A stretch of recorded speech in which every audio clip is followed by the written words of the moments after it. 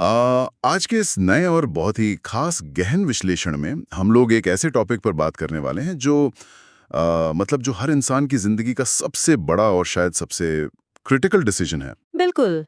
और वो डिसीजन है टाइम और मनी के बीच का चुनाव। एग्जैक्टली।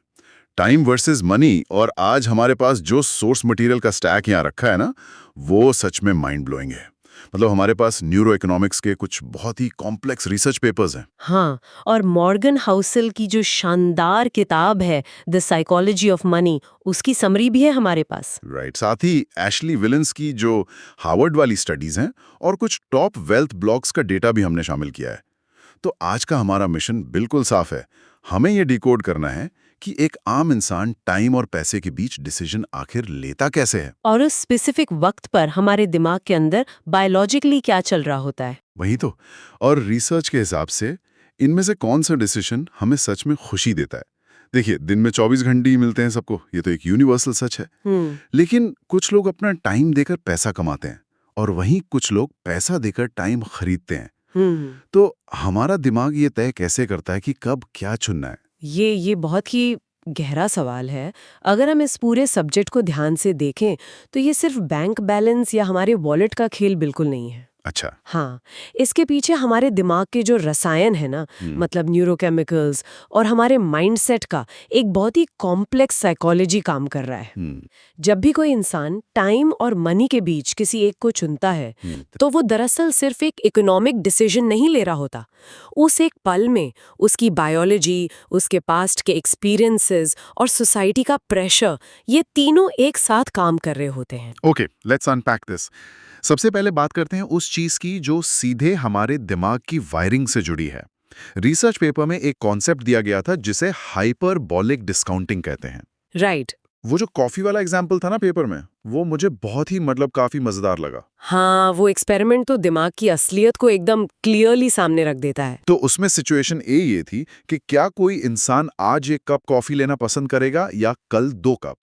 तो डेटा कहता है कि मोस्टली लोग आज ही एक कप कॉफी चुन लेते हैं। जो कि एक इम्पल्सिव डिसीजन है। बिल्कुल। लेकिन जब सिचुएशन बी आती है कि क्या कोई 1 साल बाद एक कप कॉफी लेगा या 1 साल और 1 दिन बाद 2 कप, तो यहाँ आके रिजल्ट पूरी तरह पलट जाता है। यहाँ लोग पेशेंट बन जाते हैं और 2 कप चुनते हैं। मतलब मुझे ये थोड़ा अजीब लगा। दोनों ही सिचुएशंस में वेट तो सिर्फ एक ही एक्स्ट्रा दिन का करना है ना, तो इंसान का दिमाग इतना अलग बिहेव क्यों कर रहा है। व्हाट्स फैसिनेटिंग हियर इज कि इकोनॉमिक्स में इस बिहेवियर को डायनामिक इनकंसिस्टेंसी कहा जाता है।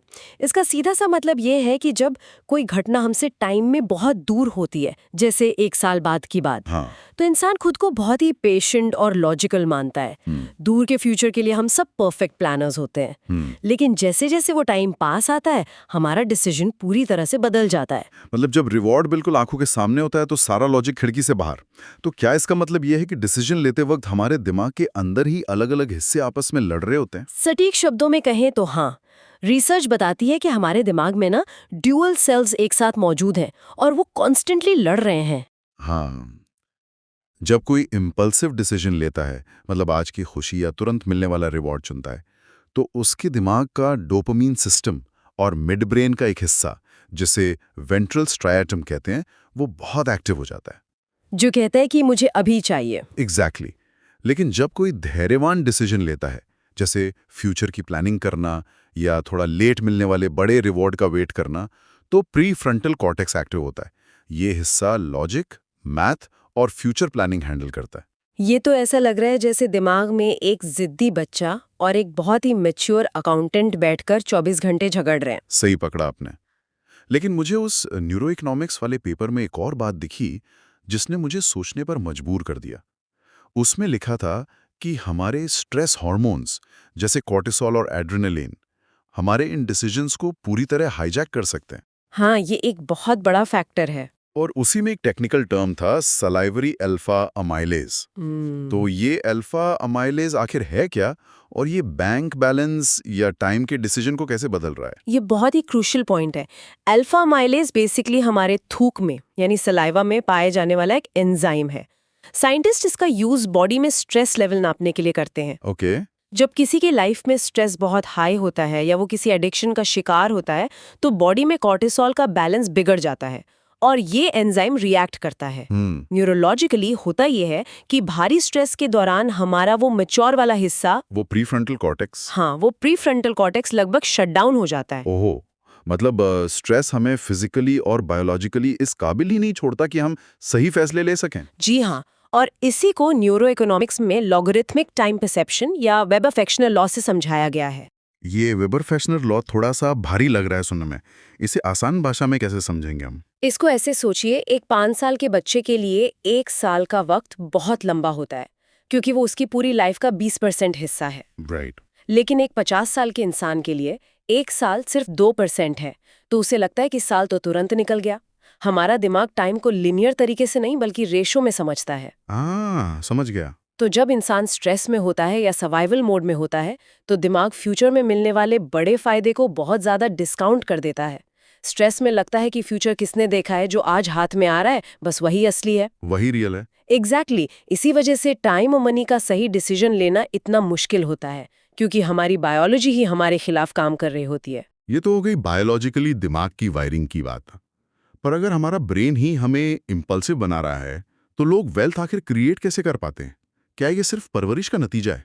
यहीं पर द साइकोलॉजी ऑफ मनी के कॉन्सेप्ट्स पिक्चर में आते हैं। हाँ, मॉर्गन हाउसल की उस समरी में एक लाइन थी जो सीधे दिमाग में फिट हो गई कि पैसे और टाइम का डिसीजन इस बात पर बिल्कुल डिपेंड नहीं करता कि इंसान कितना स्मार्ट या इंटेलिजेंट है।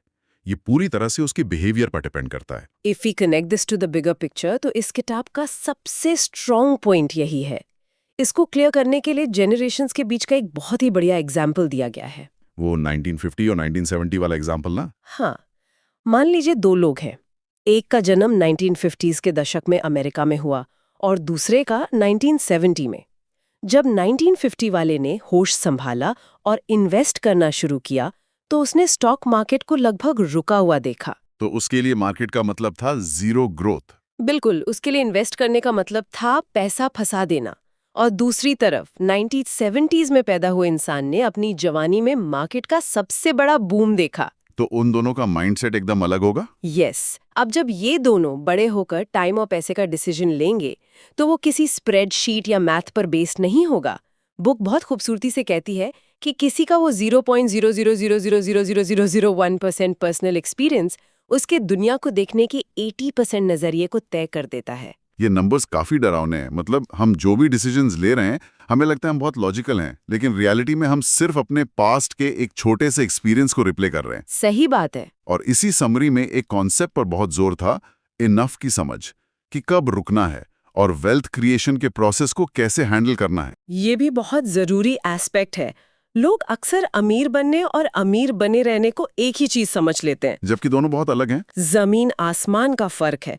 पैसा कमाना शायद रिस्क लेने और थोड़े बहुत लक का नतीजा हो सकता है, लेकिन उस पैसे को मेंटेन करने के लिए ना एक खास तरह का पैरानोया चाहिए होता है। पैरानोया? हाँ, मतलब हर वक्त ये डर कि जो कमाया है वो छिन सकता है। हाँ, एक हेल्दी डर। हाँ। और थोड़ी सी फ्रुगैलिटी, मतलब सादगी चाहिए होती है। इसी को तो गोल पोस्ट मूविंग कहते हैं। शायद हमें पता ही नहीं होता रुकना कहाँ है।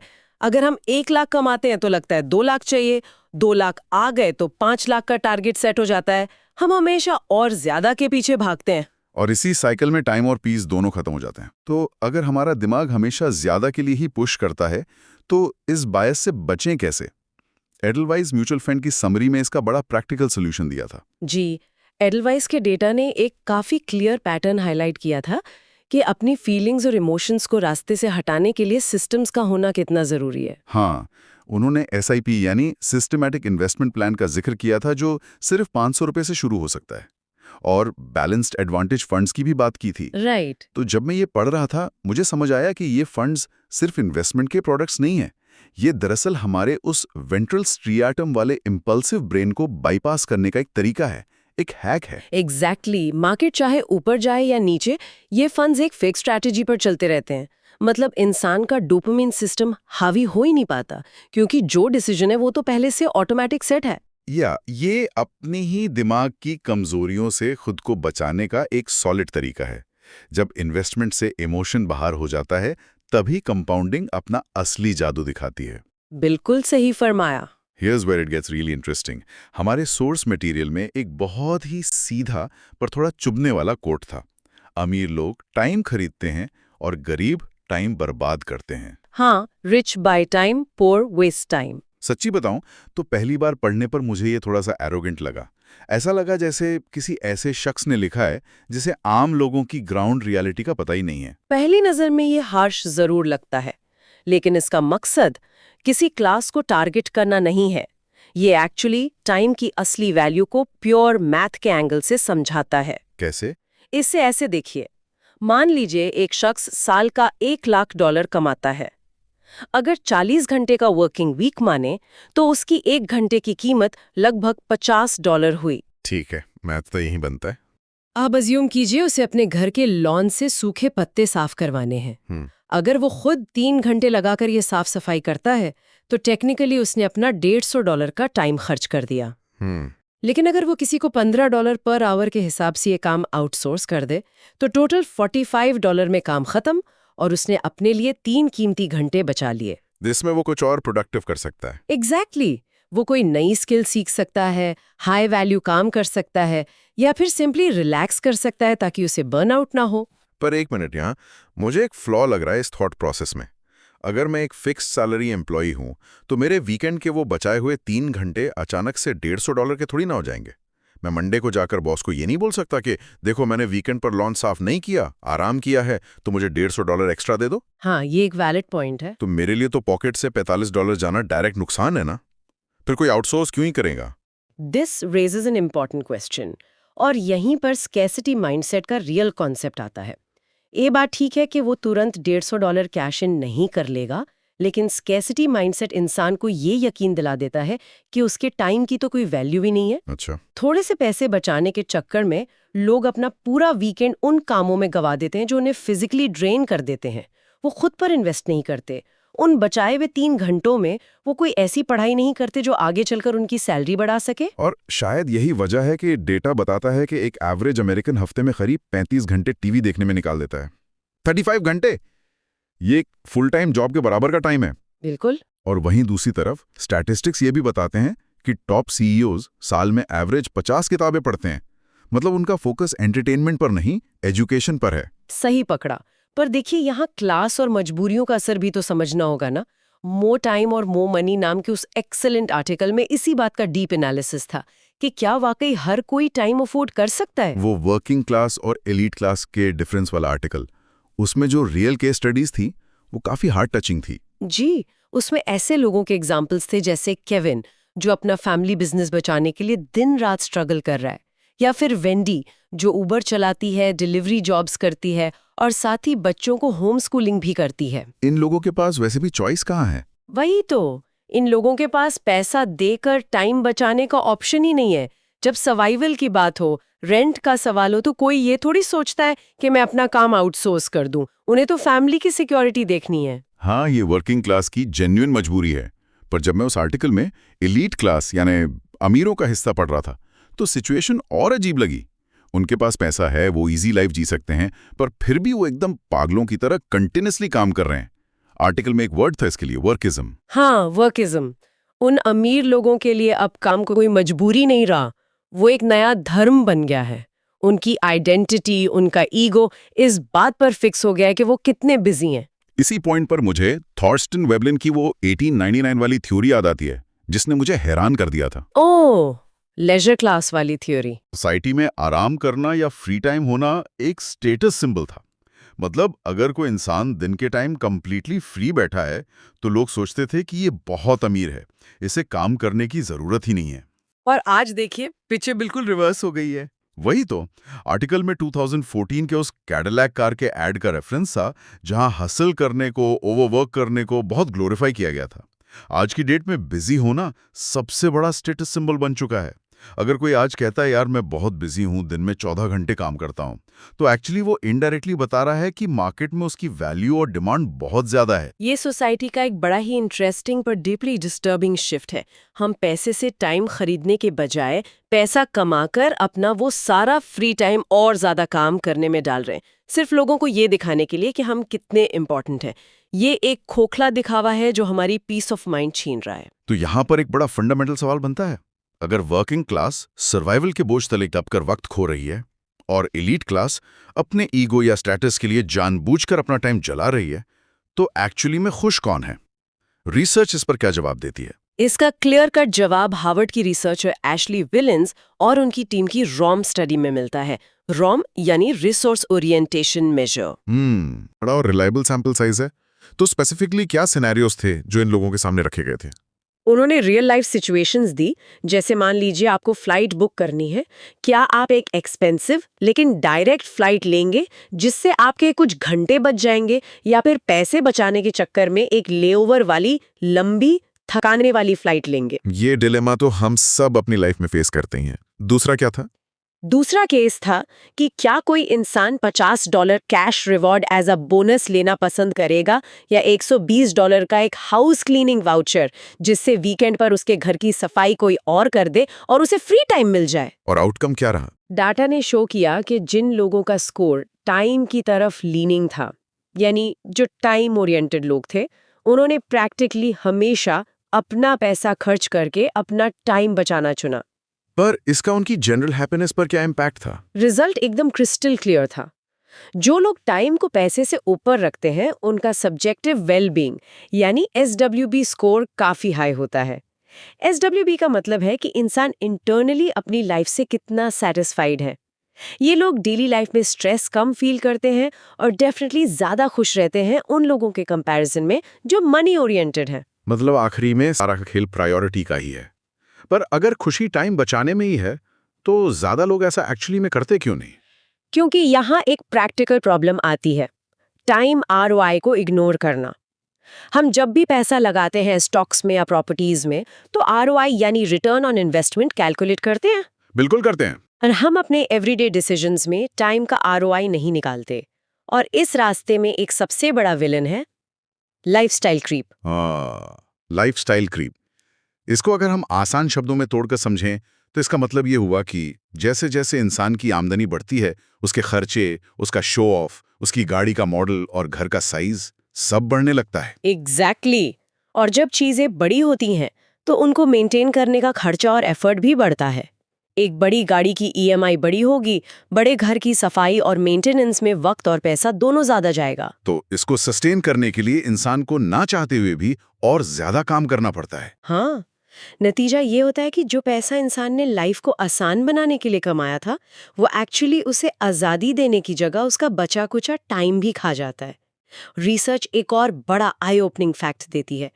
जब किसी इंसान की आमदनी 75,000 से $100,000 के बीच पहुंच जाती है, जो कि एक रिस्पेक्टेबल मिडिल क्लास इनकम है, राइट। तो इस लेवल के बाद पैसे से मिलने वाली जो एक्स्ट्रा खुशी है, वो एक जगह पर आकर रुक जाती है। इकोनॉमिक्स में इस पॉइंट को प्लेटो कहते हैं। मतलब एक लिमिट आने के बाद बैंक अकाउंट में कितने भी जीरोस बढ़ जाएं, उस इंसान के मुस्कुराने की फ्रीक्वेंसी में कोई बड़ा फर्क नहीं आने वाला। सही कहा। पर दूसरी तरफ फ्री टाइम से जो खुशी मिलती है, वो कॉन्स्टेंटली ग्रो करती रहती है। फ्री टाइम का कोई लिमिट या प्लेटो नहीं है। इसलिए अगर किसी को सच में टाइम मिलियनेयर बनना है, तो दुनिया की सबसे इंपॉर्टेंट स्किल जो उसे आनी चाहिए वो है नो कहना, इनकार करना। ये बहुत ही डीप और पावरफुल पॉइंट है, क्योंकि हम अक्सर भूल जाते हैं कि जब हम किसी अनइम्पॉर्टेंट मीटिंग को या किसी ऐसे प्रोजेक्ट को हाँ कह देते हैं जिसकी लाइफ में कोई सच्ची वैल्यू नहीं है, तो जाने अनजाने हम अपने ही किसी बहुत जरूरी चीज को ना कह रहे होते हैं। वो जरूरी चीज हमारी हेल्थ हो सकती है, फैमिली के साथ बिताया वक्त हो सकता है, या फिर शांति से बैठकर एक सिंपल सी किताब पढ़ने का वक्त हो सकता है। बिल्कुल। और टाइम मिलियनेयर होने का ये मतलब तो बिल्कुल नहीं है कि इंसान अपना काम धंधा छोड़ दे या संन्यास लेकर पहाड़ों पर चला जाए। हाँ, वो तो पॉसिबल नहीं है। इसका सिर्फ एक प्रैक्टिकल मतलब है कि इंसान अपने टाइम की स्टीयरिंग व्हील वापस अपने हाथ में ले ले, कंट्रोल खुद के पास हो। So what does this all mean? अगर हम इस पूरी चर्चा के धागों को एक साथ जोड़कर देखें तो ये बिल्कुल साफ हो जाता है कि टाइम और मनी के बीच चुनाव करना कोई एक्सेल स्प्रेडशीट का टास्क नहीं है। राइट। ये प्योरली हमारे दिमाग की जंग है।